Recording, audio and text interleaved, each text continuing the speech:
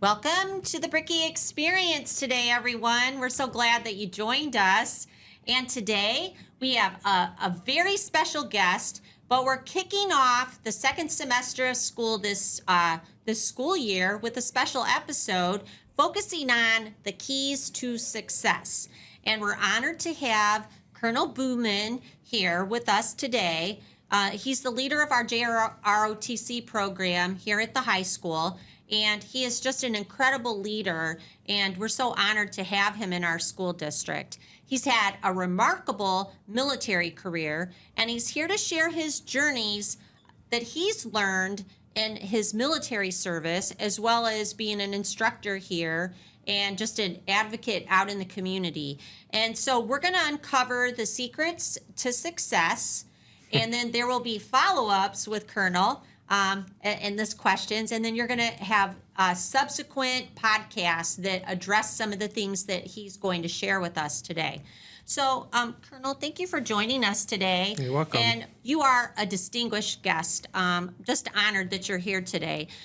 Thank you first and foremost for all that you've done serving for our country and the sacrifices that you and your family have made. We always want to point out the military and how much they sacrifice for us, and we're deeply honored by that, Colonel. So thank you so much for that. You're welcome. So we want to tell the Brickie audience today some things about you, because I don't think they quite understand how accomplished you are. You're a humble man, and we've been reaping the benefits of you being in our ROTC program, and we're just really extremely blessed to have you here. So as we get into the keys to success, we're going to talk about your military service, your journey in successful pursuit of happiness in life. And so let's get started with, why don't you tell us a little bit about your journey in the Army and what inspired you to join the military? And then, of course, you pursued leadership roles there. I know that's a lot to ask, but I know you can handle it. Okay, well, thanks for having me. Well, growing up, I grew up in a very blue-collar, hardworking family, very patriotic.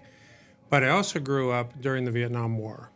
And so in my early years, I didn't necessarily have an on-purpose plan, because I just assumed, like so many others, I would be drafted, and then that would be it.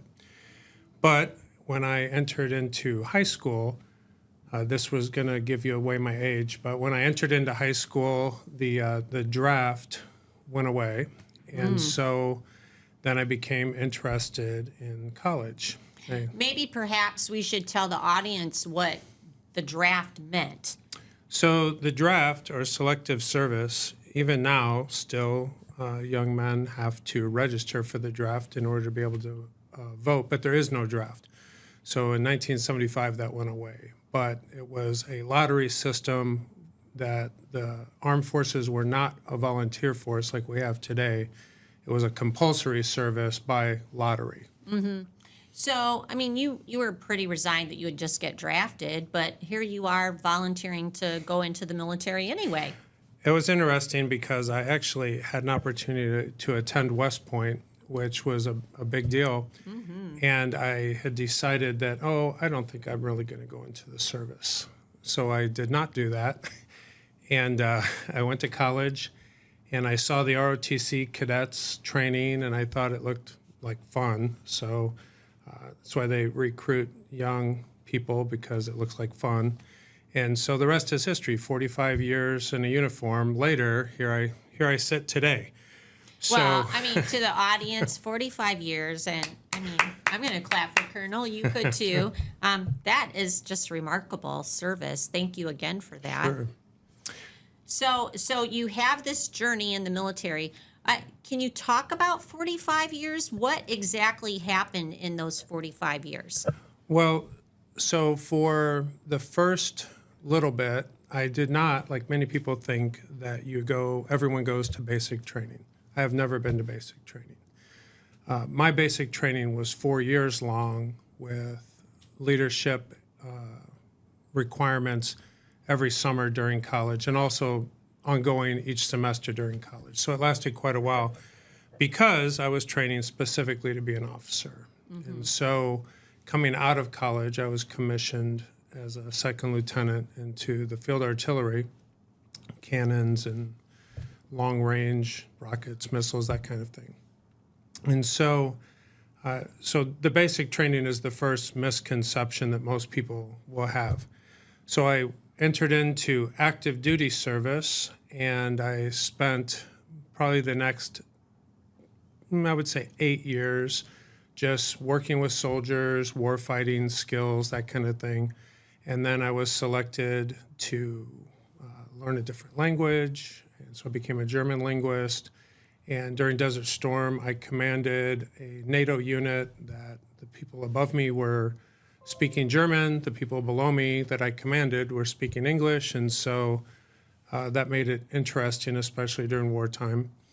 And then I was selected to go be a professor at West Point, where I thought I might go to school one day, but I didn't. So I went to teach there for several years. The Army afforded me another opportunity for higher education, so I got a couple more, another master's degree, another degree within the military for strategic studies. And then I went on, in all, about half of my 21 years of active service was doing what soldiers typically you think of them doing. The other half, I was a college professor at West Point, Indiana University, Wheaton College, Olivet Nazarene University. And so I had quite a lot of education, background, and experience before I eventually came here. And then when I retired from the military, I decided that I was done wearing a uniform and I was going to go into private sector. So I became the CEO of a nonprofit corporation in upstate New York. And after about a year of that, I realized how much I missed developing people, especially young people, preparing them for their future. And so in 2006, I came here, and it's been almost 20 years of wearing the uniform again and teaching JROTC. Right. For the audience purposes, when we were at the old high school, we just had a vision of having JROTC, and we looked at it for character building, leadership, and Colonel has been incredible in terms of what he's brought to our community and our high school. So, Colonel, if you had to think about this for just a little bit, what were the most important values or principles that helped you succeed in your military career and thereafter? Sure. So in the Army, now every service has their own version of this. In the Army, we have what we call the 7 Army values, and partially because it makes a nifty little acronym that kind of sort of spells out leadership. So the values are loyalty, duty, respect, selfless service, honor, integrity, and personal courage. So, of course, all of those are vital for leaders. You can imagine if you take any one of those away, it's not the person you would want to follow, really. But for me, 3 of them particularly stood out, and I still really emphasize them in the classroom today. And when the cadets watch this, they're going to roll their eyes and say, oh, yeah, he tells us all the time. But duty, selfless service, and personal courage really stand out to me. And duty really meaning to fulfill one's own obligations, not expect other people to do your work. That if it's your responsibility, without having to be told, you would be intrinsically motivated. Someone else doesn't have to motivate you to fulfill your own obligations. And so that's really important to me. Then selfless service, pretty much my whole life has been in that arena, but It's about other people. yeah, I think about it like this, that when you see what the right thing is that you need to do, you just need to do it. You don't need to be thanked for it. You don't need to be paid for it. You don't need to be compensated for it. You do it because it's the right thing to do. I do love that, Colonel, because, I mean, I do think that we know the right thing to do, and sometimes it's just like, but why aren't we doing it? Sure. And sometimes we may not know. I mean, those are Well, what if moral you and don't ethical know, dilemmas are. sure. You But know, if you don't know, then you have to do some soul searching. You Right. have to talk to other people. and I think it becomes evident at some Sure. point, and then you have to change your course and go towards the right thing. So you have to be brave enough to do that. And so personal courage, a lot of people think about personal courage as being what we would call physical courage, you know, going into a burning building or you know, going into fighting in a war or something. And those are important to me, and I've done those things, but I think of it with moral courage, and specifically with regard to candor. I think something that we don't see enough of sometimes is being able to tell people what they need to hear instead of what you think they want to hear. And so good leaders really do value that, and they want to surround themselves with people that will tell them what they need to hear so that they're well prepared, not what they want to hear, because if everyone thinks the same way the leader thinks, no one's really thinking. And I think in terms of leadership, when you talk about candor, there's a definite way to talk to people with Absolutely. candor and honesty, and you're not looking at it from a way to be critical. It's Right. a way to value who they are and to make them become leaders. You know, when you think about it, we always talk about Brickie leadership, and we like to view everyone as having leadership qualities. And, you know, true leaders always grow. You can't grow if you're not willing to take on some of that candor Absolutely. to know like how to be better. Well, if the leader can motivate the workers, the followers, their team, however you want to say it, to value the organization and the work the organization does, everyone will migrate towards candor anyway, because we all want what's best for the team, not any one of us, including the leader. And so that's really the kind of team we want to build. Well, definitely. I've experienced JROTC when we would run a Spring Fest, or they're over at the food pantry and they are a machine, but they work as a team and they are very candid with one another on what they Absolutely. need to do. And you can see the teamwork in action. They're not afraid of people, and you know, like they're just honest with each other. And they all know they have the permission, the expectation really, that if I'm going in the wrong direction and they can see that I didn't know something and I'm going in the wrong direction, they have a responsibility to tell me. They can all check me whenever. And then if it's something I know that they don't, I'll just let them know that, and we're going to go in that direction. Otherwise, I thank them and we fix it. So There you go. So in your military time, could you talk about how it shaped you when you've been challenged with something and like setting goals and challenges and meeting those goals? Did that help you when you were in the military? well, it's essential. I found that once I became a leader in the Army, there was so much to do, so many competing requirements that I quickly realized I had to learn to prioritize. And I had to figure out what were the major issues and what were the other issues. And so once I would prioritize then and figure that out, I would have to really focus on weeding out the distractors. And so I'm not saying that I was never distracted. We're all distracted by something. Sometimes it's important things and sometimes it's trivial things. But it can be very, very difficult. And so one thing that I think the people that know me well realize, I probably have ADD and ADHD. And it just, back when I was a child, though, we didn't diagnose that. That Sure. was, they just waved it off and assumed we were all rambunctious or whatever. But I learned to use that really as a superpower. And rather than being distracted, it really has helped me to be able to multitask. So you decided to turn that into multitasking and focusing on what you would consider, something that could hold you back. Right. I think that by really embracing that and learning how to multitask and just accept the distraction but be able to kind of file that income right back to it where I was really became something I could do better than a lot of people around me.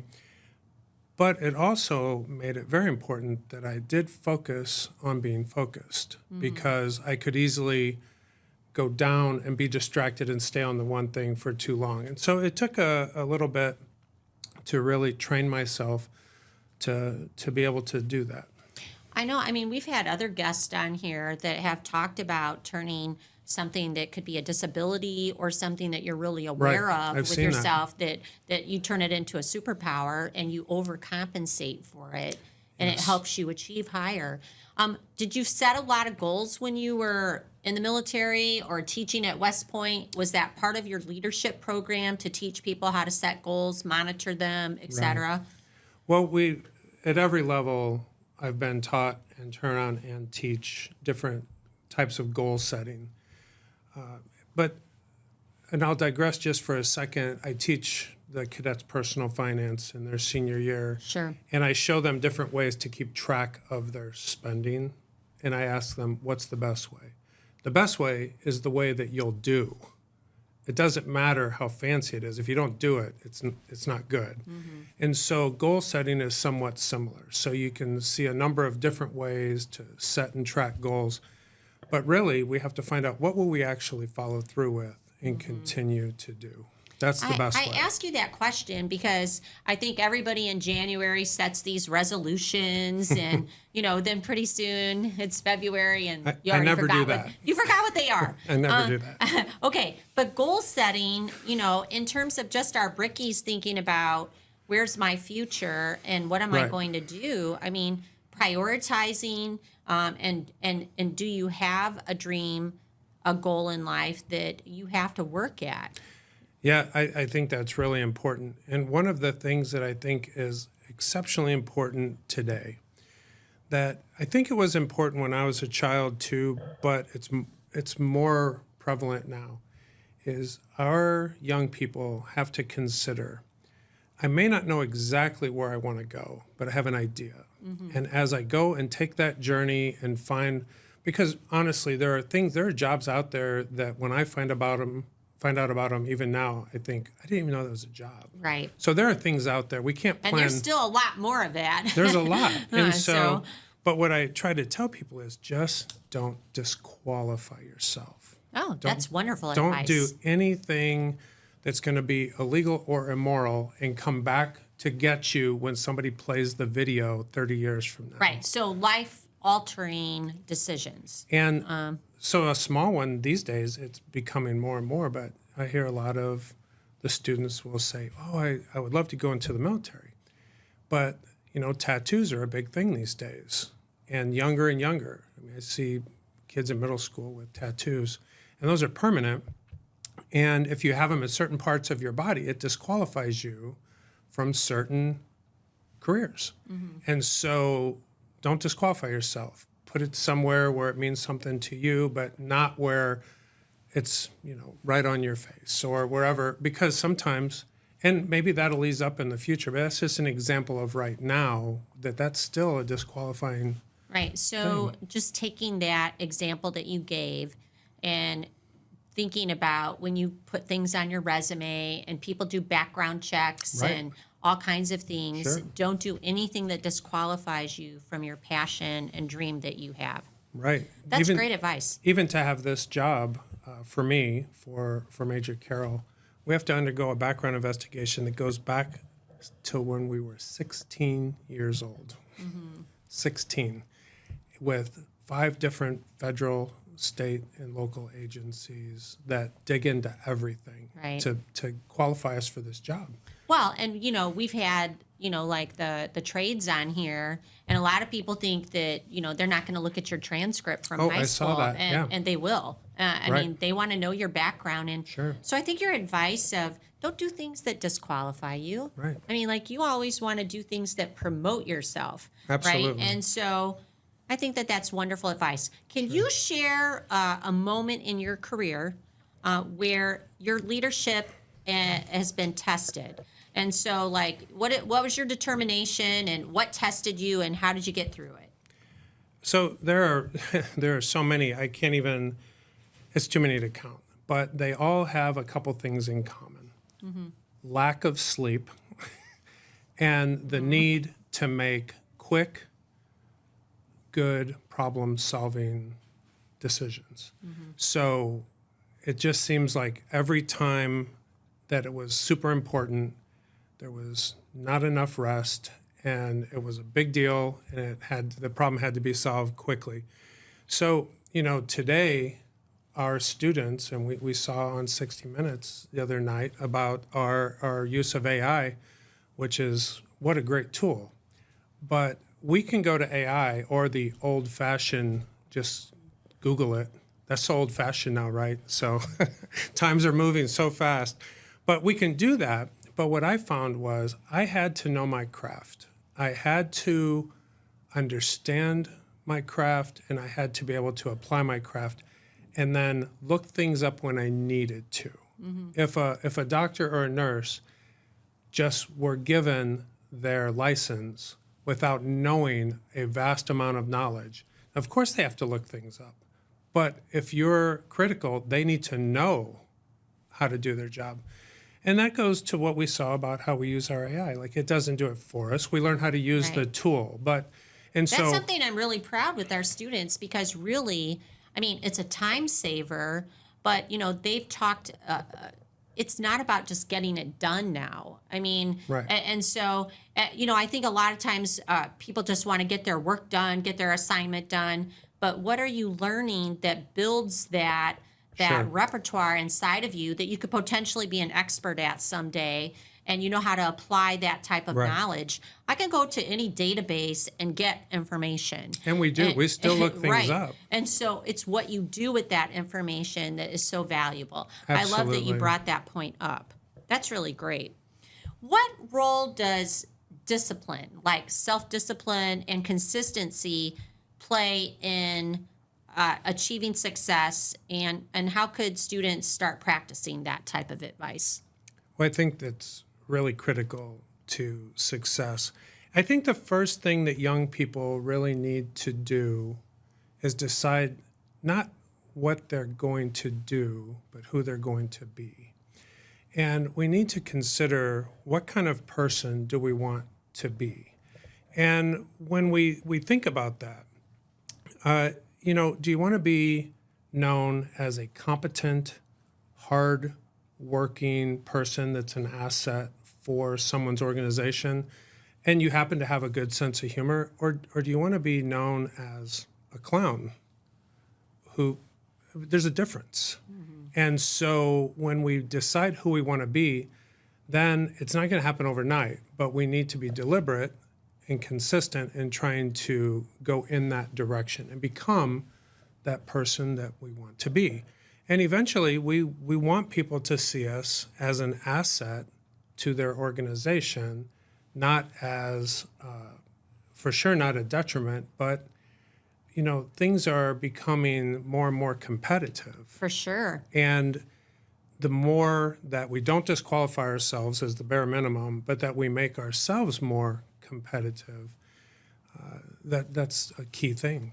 I do think, and we've talked about this on the show before, where when people know you and they know what characteristics that you have, they seek you.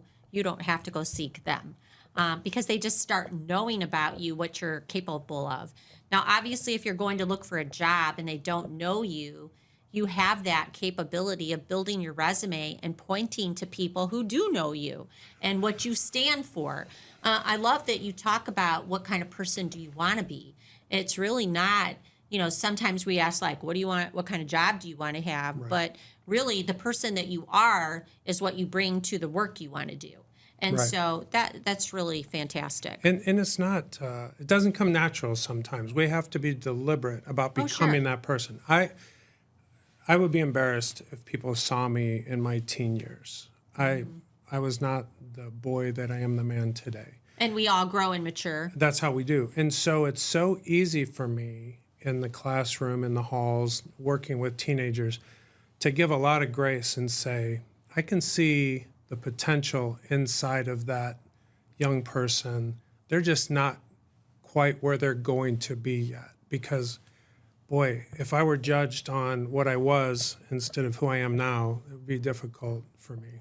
And there's been so many people that have told us that throughout time, and that is our job, is to help you grow and mature to be all you can be. I just stole that from the Army. You did. I noticed that. I did Okay, notice that. so let's talk about role models, mentors. Did Sure. you have them, and how did they influence your life? Well, it may not be in the way that you're thinking. I could name drop some famous names of casual connection, but the two biggest role models were my own father and my father-in-law. And so my dad showed me, we didn't have a lot, but he showed me the value of hard work. He never gave up. He worked, and he took care of his family. And then my father-in-law, he showed me, and he worked hard as well. It was very similar, but he really showed me how to give people and myself grace and how to be generous. And so those things together have really shaped everything I've ever done. Really hard work, give people a lot of grace, and be as generous as you can be.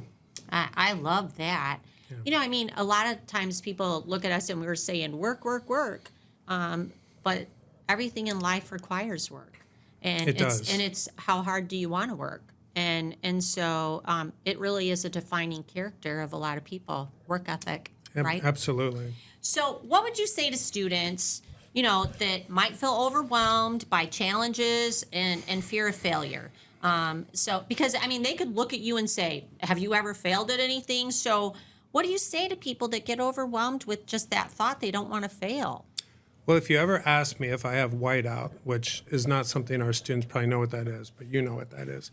I'm not very good at it. My joke would be, I don't have any because I never make mistakes, but it's a joke. Everybody knows that, right? Now, of course, we all fail. If you have not failed at something, you've not challenged yourself. And if you're not challenging yourself, you're not growing. You have to challenge yourself to grow. You should not be afraid to do things because you might fail. I have learned my greatest lessons by not doing a great job. That's my best lessons. When it comes easy, we don't remember it as well. When Sure. it comes hard, it's ingrained. So, and you know, when you talk about what I might say to young people with the idea of being overwhelmed and challenged, one of the things that I think I'm proudest about when I talk to my colleagues that work in other schools around the state, around the country, I've never met anyone who has as many opportunities as we have here at our high school. That's true. So academic, vocational, but also after school. There are just so many clubs, so many things you can be, to the point where the student that would be lured in by cool opportunities overwhelms themselves very quickly. They do. There's just so many good opportunities. Also, we live in a community that does value hard work. I know that we say work, and sometimes people from neighboring communities will roll their eyes, but we do value hard work. And we have a lot of students that work and go to school. So many students have jobs. Now, when I was their age, I had to have a job. I had to help pitch in and help pay the bills. And some of them do too. And that's a necessity. You have to do what you have to do. But with all of the opportunities outside the classroom, we also, if we're working, there's great value in having work experience as a teen. I wholeheartedly support it. But we have to prioritize. I say you got to be in the long game. Your education and training are what are going to set you up for long-term success, your future down the road. And I don't think any of us down the road plan to have a teenage job 20 years from now. There are certain jobs that are teenage jobs. And so if you are neglecting your education or opportunities to be a part of something that really has a synergy with education, with our after-school stuff, just so you can have a couple extra bucks in your pocket, you're really playing the short game. And I would encourage them to play the long game, work a little, play a lot. You're only young once. I would trade with any one of them right now to have that opportunity again. And really don't take this educational opportunity for granted. We Right. have so much more than so many of our neighboring We communities. really do, and I love that you talk about the long game, because you really, there's a famous English teacher, Mrs. Corey, at the old high school, and she'd say, pay now, play later. Absolutely. And so there's some good advice for you Well, all. I tell our cadets, if you do what you're supposed to do when you're supposed to do it, you can do what you want to do when you want to do it. There you go. And it just works that way in life as well. So, Are there daily habits that you think people should do that are aiming to be successful? well, I think that the biggest one I would say here in our school, and I'm not saying with our teenagers, I'm saying with all of us. I'm saying with me, with you, with our teachers, with everybody, is use your phone as a tool rather than a toy. Okay. So That we, might be on a billboard somewhere someday. I'm Yeah. not sure, but there you go, Colonel. But so as I see, I tell them you have a device in your pocket that when I was young, I could have only dreamed about in science fiction movies. And it has the ability to reach all recorded human history and knowledge. And we use it to take selfies and argue with people we don't know about stuff we don't understand. And it's a toy. But if we would use it and learn how to use a calendar, set alarms, use our notifications wisely, be where we're supposed to be, when we're supposed to be there, ready to do the thing we were asked to do, you would be in the top 5% of young people in the world if you did that. I am It's a little such a rarity. surprised at the number of kids that do not use the calendar function on their phone. I'm shocked. I mean, like that to me is one habit that they could do, and it would help them tremendously. Right.